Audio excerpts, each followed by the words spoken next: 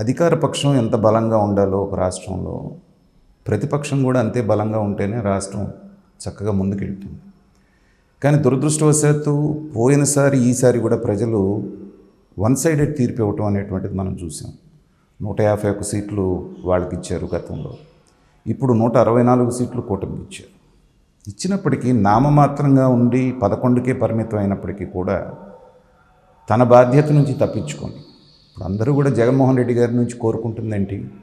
ప్రజలు ఆనాడు నిన్ను ముఖ్యమంత్రిని చేశారు, ముఖ్యమంత్రిగా నీ బాధ్యతలు సరిగ్గా నిర్వహించలేదనేటువంటి ఉద్దేశంతో సో నిన్ను తీసి పక్కన పెట్టి 11 సీట్లకు మాత్రమే పరిమితం చేశారు. చేసిన తర్వాత ఏంటంటే ఈ 5 సంవత్సరాలు ప్రతిపక్ష నాయకుడిగా నీ పాత్ర పోషిస్తే సరిగ్గా నెక్స్ట్ టర్మ్ చూస్తాంలే మళ్ళీ అనేటువంటిది ప్రజాస్వామ్యంలో ప్రజలు భావించేటువంటి భావన.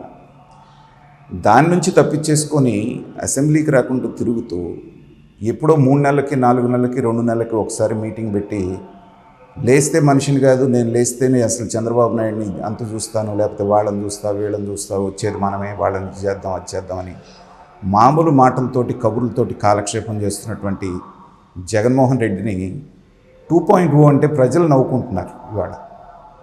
ఎందుకంటే 2.0 అనేటువంటిది అడ్వాన్స్డ్ వర్షన్గా దేంట్లో ఉండాలి అంటే నువ్వు చేసే పని విధానంలో ఉండాలి. గత 5 సంవత్సరాల్లో రాష్ట్రాన్ని అధోగతి పాలు చేసి ఇవాళ ఈ దుస్థితికి కారణమైనటువంటి జగన్మోహన్ రెడ్డి గారు ఆయన అంటున్నది ఏమంటున్నారు? కార్యకర్తలను ఇక నుంచి నేను పట్టించుకుంటాను అంటే కార్యకర్తలను పట్టించుకోలేదనే కదా ఈయన ఉద్దేశం. మాలాంటి విశ్లేషకులకి భయం వేస్తుంది ఏంటంటే కార్యకర్తల్ని పట్టించుకోకుండా జగన్మోహన్ రెడ్డి గారు ఉంటేనే ఇన్ని అరాచకాలు జరిగితే రేపొద్దున ఈయన మారిపోయి 2.0 అవతారం ఎత్తితే ఒకవేళ అంటే మాకున్నటువంటి క్యాలిక్యులేషన్ ప్రకారంగా జగన్మోహన్ రెడ్డి గారు మళ్ళీ అధికారంలోకి రావటం అనేటువంటిది 99% ఇంపాసిబుల్. కానీ ఆ 1% అనేటువంటిది చెప్పలేం ప్రజాస్వామ్యం. అలా గనక వచ్చినటువంటి పరిస్థితి ఉంటే ఇక ఏ రకంగా రెచ్చిపోతారనేటువంటిది వీళ్ళు చెప్తున్నటువంటి మాటల్లోనే మనకు అర్థమవుతుంది. ఒక్కొక్కళ్ళుగా మెయిన్ నాయకులందరూ జారిపోతున్నటువంటి సందర్భంలో మిగిలిన నాయకుల్లో ఉత్సాహం నింపడానికి చేస్తున్నటువంటి ప్రేలాపనలని నేను భావిస్తాను. ఎందుకంటే మీరు చూడండి, ఇవాళ ముఖ్య నాయకులు అనేటువంటి వాళ్ళు జగన్మోహన్ రెడ్డి వెనకాల ఎవరున్నారు చెప్పండి?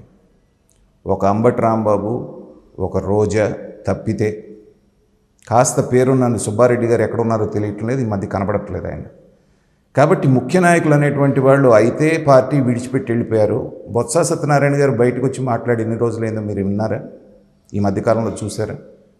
అంటే ఏంటంటే ఒక రకంగా పార్టీ రోజు రోజుకి నిర్వీర్యం అయిపోతున్నటువంటి సందర్భంలో లోకేష్ గారు తెలుగుదేశం శ్రేణులు నిరుత్సాహపడ్డప్పుడు ఏదైతే స్ట్రాటజీ ఉపయోగించారో రెడ్ బుక్ అనేటువంటి దాన్ని ఒకటి తీసుకొని మీరేం భయపడొద్దు, అధికారంలోకి వచ్చేది మనమే, వచ్చిన తర్వాత వీళ్ళంతా చూస్తాము, రాజ్యాంగాన్ని అతిక్రమించి పదవులను అడ్డం పెట్టుకుని అక్రమాలు చేసినటువంటి వాళ్ళ మీద అన్నటువంటి ఫార్ములా సక్సెస్ అయింది. కాబట్టి జగన్మోహన్ రెడ్డి గారు ఒక రకమైనటువంటి మైండ్ గేమ్ ఆడుతున్నాననేటువంటి భ్రమలో మనం కూడా వచ్చిన తర్వాత ఎవరెక్కడున్నా మనం వదిలిపెట్టే పని లేదు, సప్త సముద్రాల అవతలున్నా దాటున్నా నేను తీసుకొచ్చి వాళ్ళని అంత చూస్తాను చేస్తాను, ఇది మాత్రమే మాట్లాడుతున్నారు. కానీ వైనాట్ 175 అన్నటువంటి మనని 11కు మాత్రమే ఎందుకు పరిమితం చేశారనేది ఒక్క క్షణం కూడా ఆయన ఆలోచించట్లేదు. పైగా ఇప్పటికి కూడా ఈవీఎంల మీద నిందించడం, ఈవీఎంల గురించి మాట్లాడటమే మనం చూస్తున్నాం. అంటే ఏంటంటే ఆత్మవిమర్శ చేసుకోవడానికి ఆయన సిద్ధంగా లేరు, ఆత్మ పరిశీలన చేసుకోవడానికి సిద్ధంగా లేరు. కేతిరెడ్డి వెంకటరామరెడ్డి లాంటి వాళ్ళు బయటకు వచ్చి అడపాదడప అందరూ చెప్తున్నారు ఈ తప్పు జరిగింది, ఈ తప్పు జరిగింది, ఈ తప్పు జరిగిందని. వాటి గురించి ఒక్క క్షణమైనా ఒక్కసారైనా ఆయన మాట్లాడేమో చూడండి. మేము అన్నదన్నట్టుగా నిన్న చూశాను ఆయన మాట్లాడినటువంటి దాంట్లో.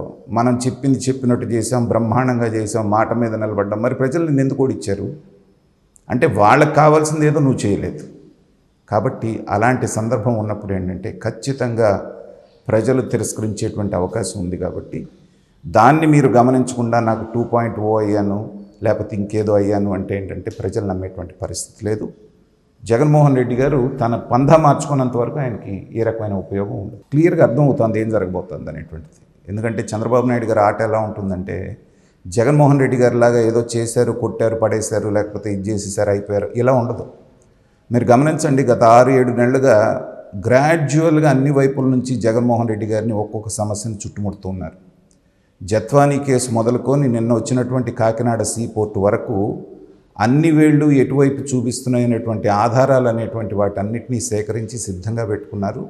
నెక్స్ట్ జరగబోయేది ఏంటంటే ఈ వేళ్ళన్నీ కూడా సజ్జల రామకృష్ణారెడ్డి వైపు చూపించే వరకు, రఘురామకృష్ణరాజు కేసు వరకు కూడా అక్కడి వరకు వెళ్ళింది. ఒకసారి సజ్జల రామకృష్ణారెడ్డి గారిని అరెస్ట్ చేసి లోపల వేస్తే, ఎందుకంటే అందరూ అతని పేరే చెప్తున్నారు, ఆయన ఆధ్వర్యంలోనే మేము చేసాం, వాళ్ళ డైరెక్షన్లోనే. ఒకసారి సజ్జల అనేటువంటి వ్యక్తిని కనుక అదుపులోకి తీసుకున్నారు అంటే జగన్మోహన్ రెడ్డి గారి భవిష్యత్తు అనేటువంటిది ఎలా ఉంటుందనేది ఆయనకు చాలా క్లియర్గా అర్థమవుతోంది. ఎందుకంటే మరి ఆయన కోసం ఈయన త్యాగం చేసేంత ఇది ఉందని నేనైతే అనుకోను. ఎందుకంటే వాళ్ళ దాకా వచ్చి వాళ్ళ స్కిన్ సేవ్ చేసుకోవాల్సినప్పుడు కర్త కర్మ క్రియ అయినటువంటి జగన్మోహన్ రెడ్డి గారి పేరు ఖచ్చితంగా ఆయన ఇన్స్ట్రక్షన్స్ ప్రకారమే నేను చేశాను ఒక్క మాట అంటే ఆయన భవిష్యత్తు ఏంటనేటువంటిది ఆయనకు అర్థమవుతుంది. కాబట్టి ఇలాంటి మాటలు సానుభూతి పొందడానికి గతంలో మనం చూసాం. దుష్ట చతుష్టయం, అందరూ ఏకమయ్యారు, పెత్తందారులు, పెట్టుబడిదారులు, నేనేమో కామన్ మ్యాన్, ఇన్నన్నా కానీ ప్రజలు పట్టించుకోలేదు, ప్రజలు నమ్మలేదు. కాబట్టి ఒక రాజకీయ నాయకుడు అనేటువంటి వాడు నువ్వు 2.0 అవతారం ఎత్తుతావా, 10.0 అవతారం ఎత్తుతావా అనేది ప్రజలకు అనవసరం. వాళ్ళకు అనుగుణంగా నువ్వు మారేవా లేదా, వాళ్ళకి నువ్వు చేసినటువంటిది ఏదైతే తప్పులు ఉన్నాయో వాటి నుంచి నువ్వు పాఠాలు నేర్చుకొని కరెక్ట్ చేసుకునేటువంటి అవకాశం ఉందా లేదా అని మాత్రమే పరిశీలిస్తారు. కానీ ఆత్మస్తుతి పరనింద చేస్తున్నంత ఇలాంటి మీటింగ్లు ఇంకొక 1000 మీటింగ్లు పెట్టినా కార్యకర్తల్లో ఉత్సాహం రాదు, నాయకుల్లో. నిన్న మీటింగ్లో మీరు చూడండి, కొట్టాలి కాబట్టి కొడుతున్నారు చప్పట్లు, ఉన్న వాళ్ళలో ఒక 20% మంది, మిగతా వాళ్ళందరూ దివాళా కోర మొహాలు వేసుకొని అక్కడ కూర్చున్నటువంటి పరిస్థితి చూస్తూ ఉంటే ఏంటంటే వాళ్ళ బాడీ లాంగ్వేజ్ చూస్తేనే అర్థమవుతుంది ఎలాంటి హోపు లేదని. ఇప్పటికి నేను ధర్నాలు మొదలు పెడతాను, ప్రజా సమస్యల మీద పోరాడతాను, ఎన్ని డేట్లు చెప్పాడు మనకు తెలుసు కదా. ముందు సంక్రాంతి అన్నారు, అంతకుముందు డిసెంబర్ అన్నారు, ఇంకొకసారి అన్నారు, ఇప్పుడు ఏదో ఫిబ్రవరి అన్నారు, మళ్ళీ నెక్స్ట్ మంత్ అంటున్నారు. నెక్స్ట్ మంత్ ఏం జరుగుతుందండి? ఇప్పుడు చల్లగా ఉన్నటువంటి ఈ టైంలోనే చేయనప్పుడు రేపు రాబోయేది ఎండాకాలం. మీరు రేపు పొద్దున ఇవాళ పిలిస్తేనే జనం వస్తారో రారో అన్నటువంటిది 2-3 కార్యక్రమాలు కూడా విద్యుత్ దాని మీద మొదలు పెడతామని చెప్పేసి విరమించుకున్న కారణం ఏంటంటే కామన్ సెన్స్ ఉన్నటువంటి కామన్ మ్యాన్ ఏం ఆలోచిస్తున్నాడంటే రాష్ట్రం కుక్కలు చింపిన విస్తరలాగా తయారైనప్పుడు చంద్రబాబు నాయుడు గారికి కనీసం ఒక సంవత్సరం రోజులైనా టైం ఇద్దామని చెప్పేసిన భావనలో కామన్ మ్యాన్ ఉన్నప్పుడు మీరు వెంటనే మీ టైంలో 8 సార్లు విద్యుత్ ఛార్జీలు పెంచి విద్యుత్ ఛార్జీల మీద నేను ధర్నా చేస్తాను పెంపు మీద అంటే ఏంటంటే ప్రజలు నవ్వుకుంటున్నారు. ఆ సంగతి తెలిసే ఆయన దాన్ని విరమించుకోవడం జరిగింది. ఇలాంటి విఘ్నతే మిగతా విషయాల్లో ప్రదర్శించి జగన్మోహన్ రెడ్డి గారు ఆత్మవిమర్శ ఎప్పుడైతే చేసుకుంటాడో నా నుంచి ఏం తప్పు జరిగిందనేటువంటి ఆలోచన ఆయనకు ప్రారంభమైతేనే రాజకీయ నాయకుడిగా కొంత భవిష్యత్తు ఉంటుంది. అలా లేకుండా నేనంతా కరెక్టు, ఈవీఎంలు నన్ను ఓడించిని, దుష్ట చతుష్టయం, ఈ ఆలోచన ధోరణిలో ఉన్నంత వరకు ఎన్ని పాయింట్ ఓలు అనేటువంటిది ఆయన అన్నా కానీ దాని మూలన ఉపయోగం లేదు. మిగతా వాళ్ళు కూడా నిలబడేటువంటి పరిస్థితి